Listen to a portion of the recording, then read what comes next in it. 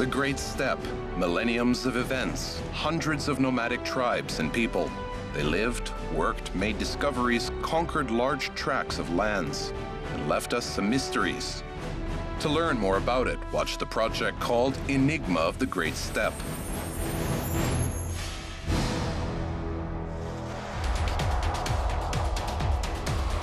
Today in the program, Decree of Destiny, Inauguration in Grove, Han and Poet.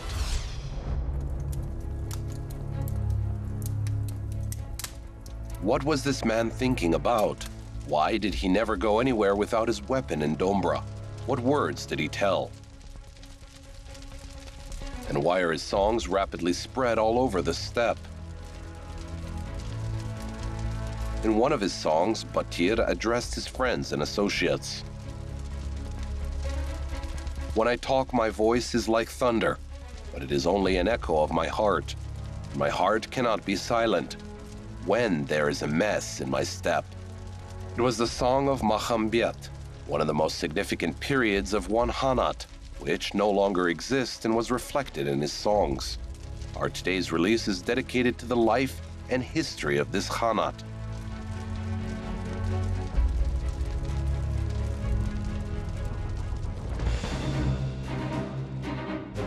The 30th of the 19th century was tough, but at the same time a very bright period for the Kazakh families who lived in the valley between the rivers Zhaik, Ural, and Volga. The number of this state, which bordered with the Russian Empire, was the Inner Horde. It was under the rule of Han Jangir, the great-grandson of Abdulkhair Khan, the Han of Junior Juz, and he reported to Nicholas I. The life of nomads gradually changed. The Han started some usual for the steppe reforms, and the Tsarist authorities also began to implement their own procedures. The Kalman population was worried about these changes, and this caused frustration among people. These people did not know how their life was going to change after 30 years from their moving to this place with their ruler.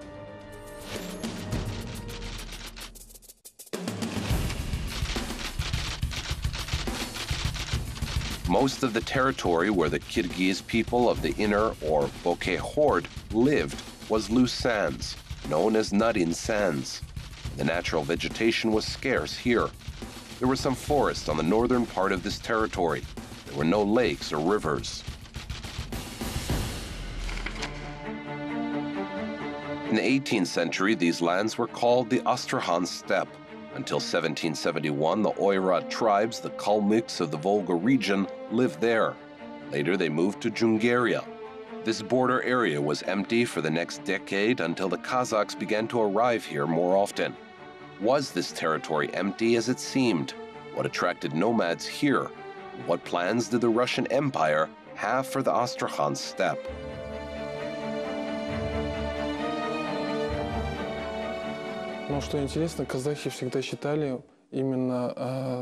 Interesting fact is that the Kazakhs have always considered the valley between the rivers Ural and Volga their historic homeland. As we know from history, during the period of the Nogai Horde, the Kazakhs moved together with the Nogais, and they had common rulers and common Khans. That is why they considered this region as their historic homeland. They always tried to move to the valley between the Ural and the Volga rivers. And here one question arises. Why could they not form here the Horde, which was later called Bouquet, in the period from 1771 to 1801?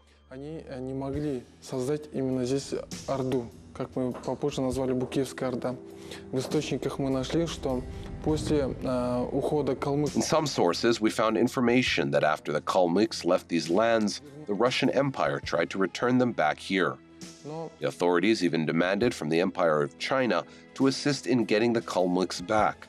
The Chinese emperors were against this.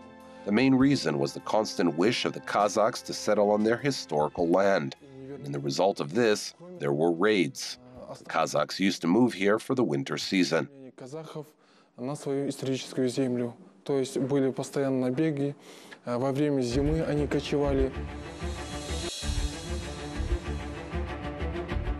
As time passed, Kazakh auls or villages began to migrate to the right bank of Zhaik. Russian authorities could not ignore this, and they had to agree with the desires of the steppe people. Newcomers were led by one of the sons of Nur Ali Khan, Sultan Bouquet. He claimed the Han throne but lost in the internal strife and thus decided to move to a new place. Bouquet asked permission from the Tsarist authorities to migrate to the steppes near the Volga River. After many years, his brother, Sultan Shigai, remembered how Bouquet made a decision of destiny of all relatives. In 1801, the Astrakhan military governor, Noring, invited my brother, Bouquet Nuraliyev, to move to the inner part of the Ural region and become part of Russia. Han Bouquet moved to these lands with me, other sultans, our brothers, and 10,000 Kyrgyz with all their livestock and property. It is noteworthy that the imperial decree of March 11, 1801, which allowed the Kazakhs to move into the steppes between the rivers Zhaik and Volga, was one of the latest documents that Pavel I signed before his death. The following day, he was killed by conspirators in his Mikhailovsky palace.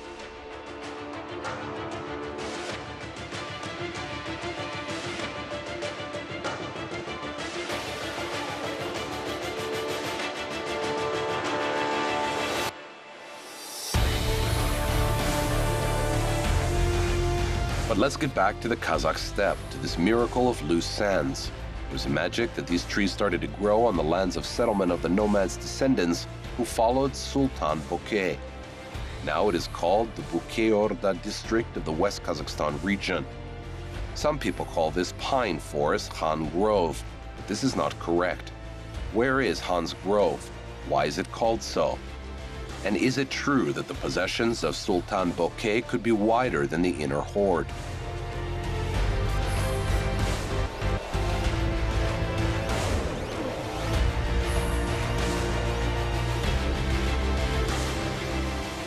The official date of the inner Horde formation is 1801, but that is not quite right. Its borders were determined only 5 years after people moved there. After 3 years, the Horde was under the rule of the governor of the Astrakhan and Orenburg Border Commission. And only in 1812, the special possession of Sultan Bouquet became a state. In the presence of the elders, heads of the families and sultans, Bouquet was proclaimed Han.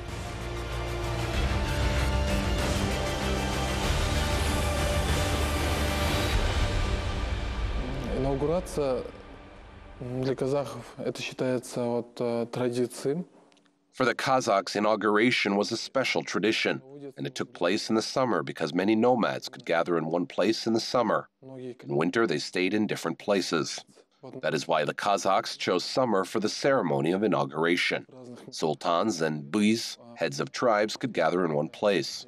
Для того, чтобы султаны, бии могли собраться в одном месте. Инаугурация Букей хана.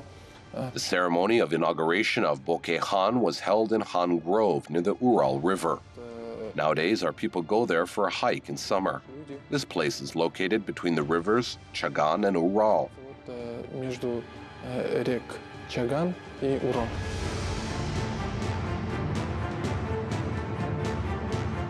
In the stories of contemporaries and popular legends, Bouquet Khan is described as a physically strong person with will, courage, ambition, and great skills of enterprise and oriental deception.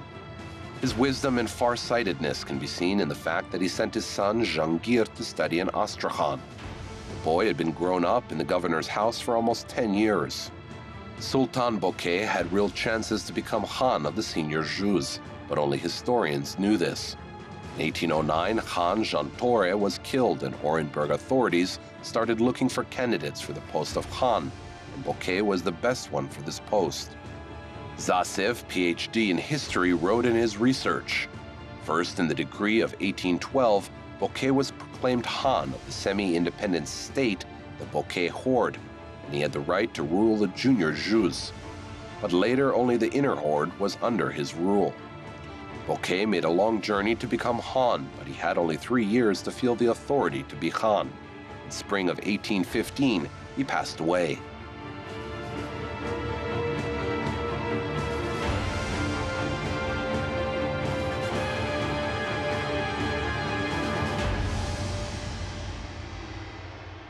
This palace and the territory around it is called Han Ordasi, or Han Headquarter.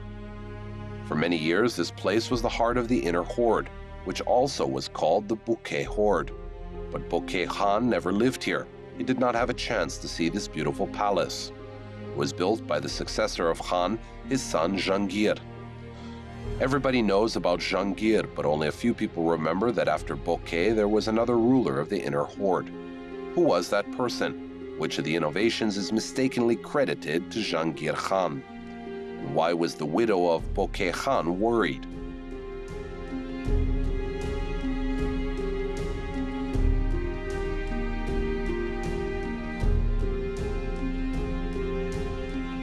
The story of Jahangir becoming Khan slightly looks like the situation with young Louis when France was ruled by regents.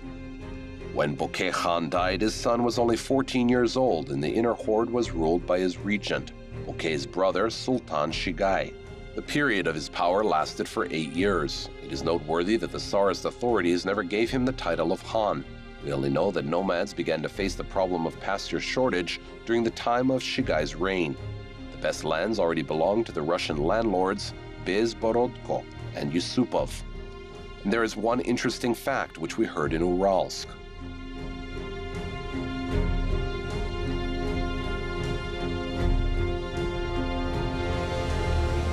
Shigai Nuraliyev построил Shigai Nuraliyev built the first wooden house. Today, many people think that it was Jahangir Khan who built the first wooden house in the Horde. In fact, it was Shigai Nuraliyev. His house was near the shore of the Caspian Sea. Later, when Jahangir was proclaimed Khan of the Bouquet Horde, the Tsarist authorities gave him an order to destroy Shigai's house. As usual in any royal palace in the inner Horde, also were maneuvers surrounding the Khan's throne. Bouquet Khan's widow was concerned that the chances of her son to become Khan started to decrease. She even decided to write a letter and remind the Russian Emperor Alexander I about Bouquet Khan's wills and rights to Jahangir to be Khan. Процесс пошел в этом направлении. Его дядя Шагай Султан попытался оставить наследным свой. Here the following situation happened. His uncle Shigai Sultan tried to make his own son Khan, and at this moment, Jahangir Khan's mother wrote to the Tsar and to the Tsarist administration. And they supported her, but Jahangir Khan was too young and the process of becoming Khan took some time. Jahangir Khan had to lie and he added 2 years to his age. Instead of 19 years, he said that he reached adulthood, that he was 21 years old. And he arrived in Orenburg to meet with Perovsky. When they met and talked, Perovsky understood that Jahangir was the right person to be Khan.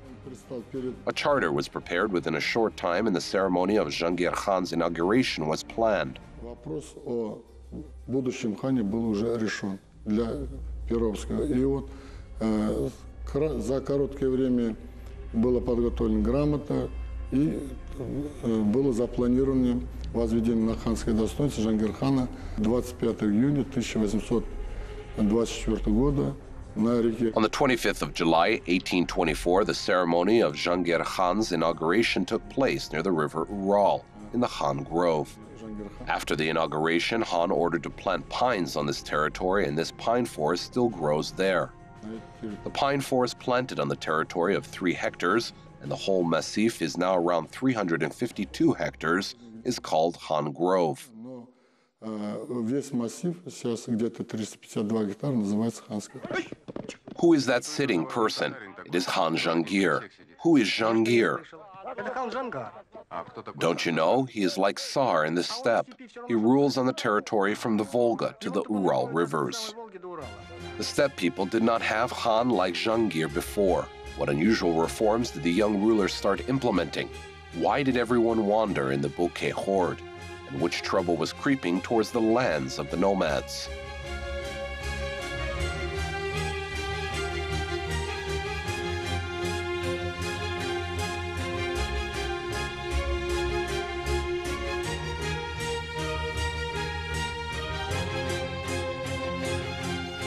Jahangir Khan had a European education and upbringing. He knew several languages and often visited St. Petersburg. He started implementing reforms in different fields of the steppe life. He was the first to order to build a museum and treasury, pharmacy and archive, trade fair and school in the Bouquet Horde. Even the forest was planted here. And like his ancestors, Han Jahangir decided to settle on one place, and instead of a yurt, he built classical Tsarist palaces.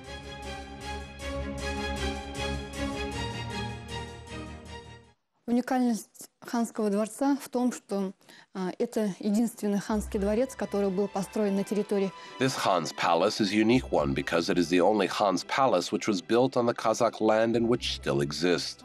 As we know, none of the Hans built a permanent home. All of them had a nomadic lifestyle. Han Jahangir did not only build the house, but he also taught all his people to settle and have sedentary lifestyle. Но и весь свой народ привел к оседлому образу жизни. Han's headquarters was the administrative center of the Bouquet Horde. All important questions and problems related to the life of the Bouquet Horde population were solved here. Население непосредственно ханской ставки был личный кабинет. Han Jahangir's office was at the Han's headquarters. There was the chancery. 6 sultans lived together with Jahangir. Here they handled the administrative and judicial issues of the inner horde. Султанов, которые входили в состав 12 биев. Здесь они решали вот все вопросы, касающиеся судебные вопросы, административные вопросы внутренней Орды. Jahangir Khan was focused on the ideas of enlightenment, often met with scientists and travelers. Thanks to this, a lot of information and documents on the internal structure of the Bouquet Horde, the culture of the Kazakhs, and the nature of the region have been preserved till our days.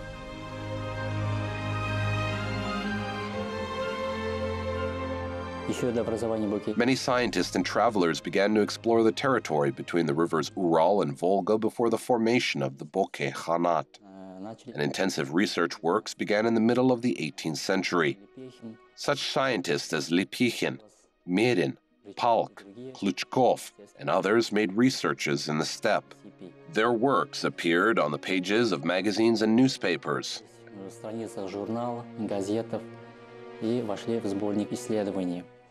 After the formation of the Bouquet Horde, more scientists became interested in this territory, and not only Russian ones, but also foreign scientists. Han Jahangir always met with scientists and assisted them in research works. In 1825, Edward Eversman worked on the territory of the Bouquet Horde, studied flora, collected species of different birds and insects, identified and described new species. In the 1830s, the lexicographer and writer Vladimir Dal, having familiarized with the life of the Bouquet Horde, the Kazakhs wrote a novel about the young lovers, Bouquet and Maulen. In the 1840s, the brothers Khanukovs conducted research works in the steppe. The cartographer Yakov Vladimirovich Khanukov introduced a territorial map of the inner horde. Составлять территориальную карту внутренней Букейской Орды. Особо можно отметить Григория Сириловича Карелина. Here we should mention Grigory Silovich and Karelin. In 1828, Karelin made a topographic map of the inner horde and was awarded a diamond ring for this job. More than 100 of Russian and foreign scientists visited the territory of Bouquet Khanat. For the first time in the history of the Kazakh Khanats, Jahangir implemented reforms which allowed nomads to have lands in their private property. He revived the Tarkhanship Institute. Tatars were called in this way in the Russian Empire. These measures led to the disintegration of the nomadic lifestyle of the Kazakhs. Jahangir's power strengthened, and he changed the old system of taxes.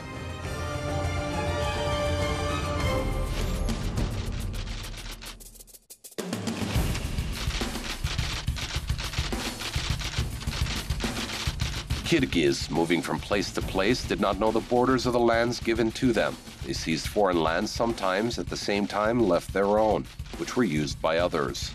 As a result, they had to pay to move on the Caspian coast, Astrakhan province, and the meadow side of the Volga.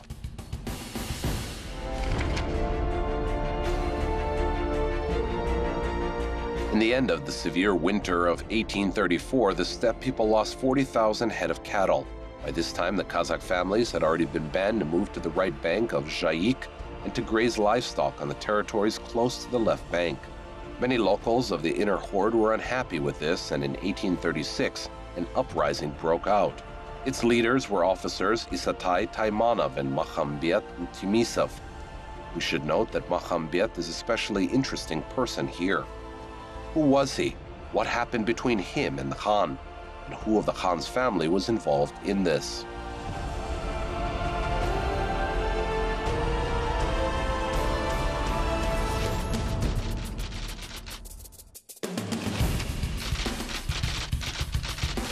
When will a day come? When can we cross Jibek? When will a day come? When can we be free? When will a day come? When can we milk mares of our lands? When can we arrange a holiday with youth? And everybody will be happy and sing songs. When can we drink komis? The sophisticated mouthpiece and passionate rebel Makhambet Utimisov was an impressive individual. In Soviet times, it was believed that since he fought for the rights of the common population, he himself was common. But that is not true. His father Utimis was in service of Bouquet Khan, and Makhambet started his career at the palace of Jangir Khan. Listening to his poems, which are filled with criticism and blames on the ruler of the inner Horde, it is difficult to imagine that Makhambet was a mentor of Jangir Khan's son during several years. The following extract was in the letter of Khan, which he wrote to the Orenburg Border Commission. Kyrgyz Makhambet Utimisov had bad behavior, so I sent him away like a scoundrel. But why the relationships between the poet and Khan had suddenly soured?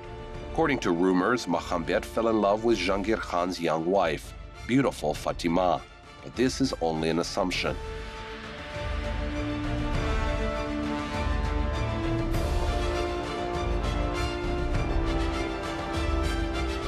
The uprising lasted 2 years. The Tsarist authorities recognized that this uprising in the Khanate was the result of the brunt of taxes and constant oppression of the population. But at this time, the National Liberation Movement led by Kenisari Khan started, and the empire could not let new riots start on the borders. The government and Jangir Khan's forces fought the rebels of the Bouquet Horde. In one of the battles near the Akbulak River, the rebels were defeated. Isatai Taimanov was killed. Makhambet fled to the south. Later, he was also killed.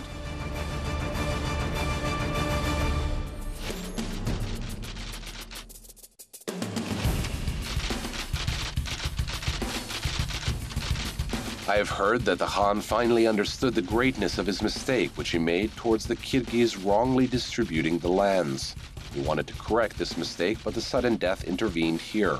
Khan Jangir's children were too young to rule, and disputes about the throne began. The Tsarist authorities formed a provisional council for governance of the Bouquet Horde.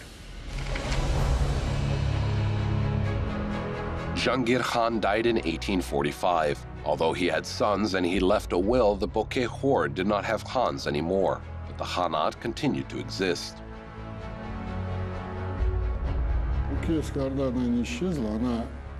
In 1845, Khan's power was eliminated in this small state. In